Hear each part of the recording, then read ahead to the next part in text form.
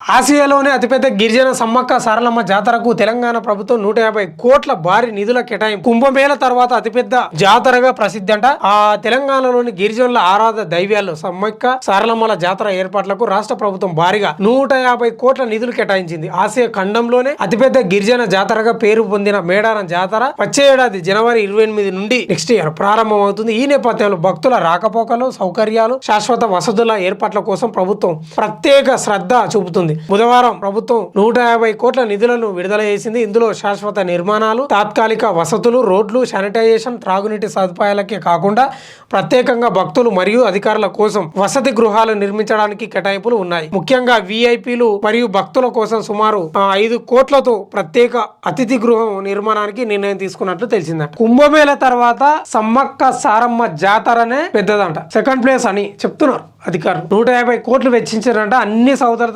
సవలతులు చేస్తున్నారంట. మంచిదే, చేయాలి.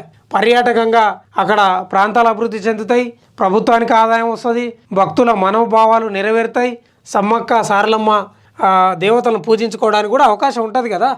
మంచిదే.